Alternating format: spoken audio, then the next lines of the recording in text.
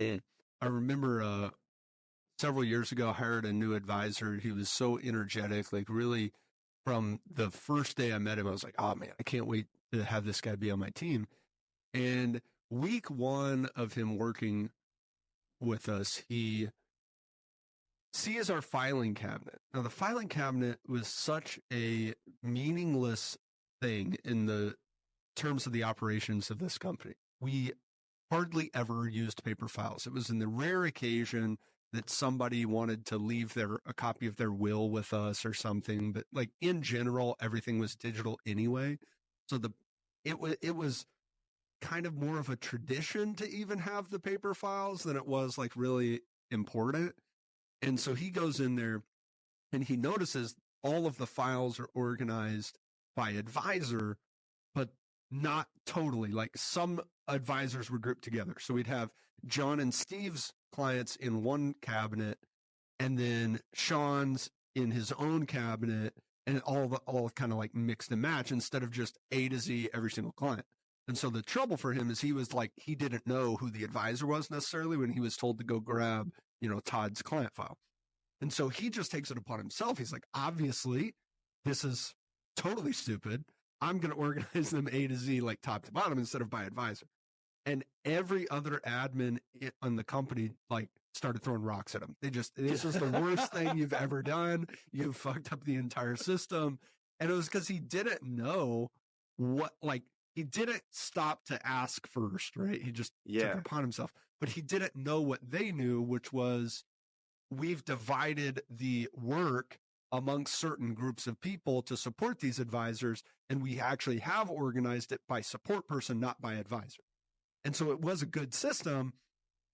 It was unfortunate for him because it turned him off from ever bringing up an idea ever again. Like the backlash was so strong. He was like, I know nothing. I can't even get the paper files correct that y'all don't even use. And he just couldn't ever allow himself to like go back to bringing that curiosity to the table. Right. Yeah. I mean, there's a couple questions that someone asks before they dissent or deviate from how things are doing. One of the questions they ask in their head, especially someone, I'm imagining someone young who works in your company, this energetic person, is they ask, if this idea I have is so great, why hasn't someone done this before? Because I'm not the smartest person in the room. So it's like this very humble question.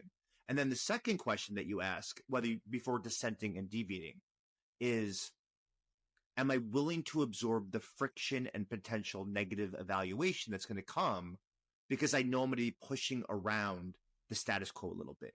A lot of people turn off because of the humility question, which is, I don't think I'm smart enough to be asking something no one else has asked before. This might be the dumb question. That's kind of what happened there. Somebody needed to step in and say, I'm going to deconstruct what you did. I love the framework. It was just the wrong thing you were doing. But bring that energy to other tasks.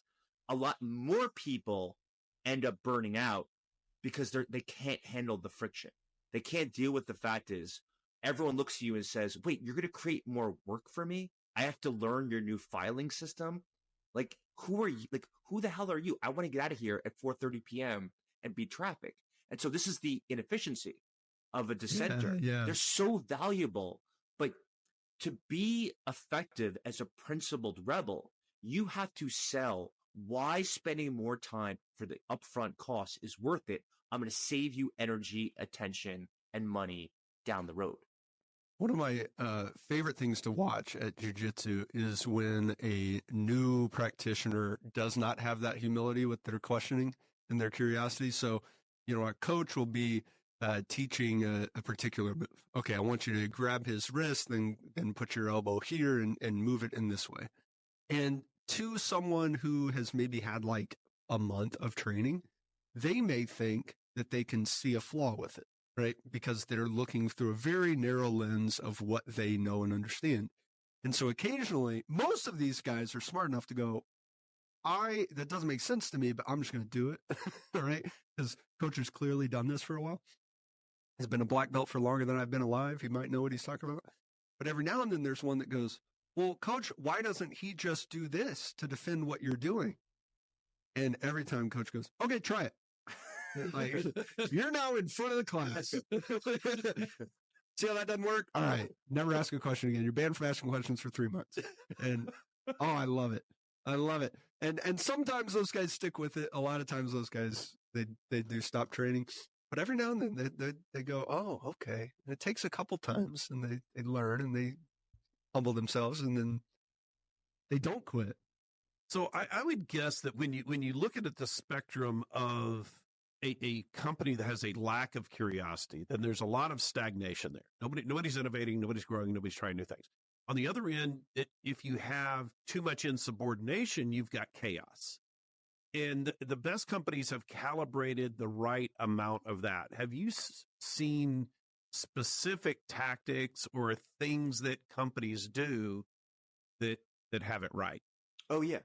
I mean, one of the best ways is taking this checklist manifesto that started in surgery and bringing it into organizations, which is, okay, we're just, no matter how smart we think we are, we all have a lot of things going on. So just check. Did you check which knee that you're going to be working on today, left or right? Like, did you make sure that like the instruments are, sanitized? Did you make sure that you have enough antiseptic medication in case something goes awry? Because if you have to wait, 5 minutes, that could be, life or death situation. The idea of we go into meetings in workplaces and we just go along with the way it's always been. You have 3 people who eat up 80% of the airtime. Often the boss speaks first as opposed to last on every time someone brings up an idea, which means you're going to get compliance publicly, but you don't know what they actually think because they know. And, Sanger, you brought this up before, is if I agree with the boss and they already state their opinion with great vehement energy, then that's probably the best thing to do, even though I disagree with where it's going there. The best organizations have almost like charts that you have to check. You have to physically acknowledge them and got to write your initials or write something of how are you going to make sure that a minority voice is going to be heard today? How are you going to make sure that you're not going to rely on unanimous decision-making and people can disagree before you make a decision? Make sure someone offers some disagreement point before you make a decision. You want those people to point out, you don't want the flaws once the product is rolled out. You don't want the flaws after you sign the merger and you realize that company has a lot of problems that you didn't think about. You want those people bringing it up early. So the best companies have a chart of specific norms that are diverging from harmony and positivity to say, we're focusing on the tasks, not the relationships, but I want to see some disagreement, independent thinking, and autonomy.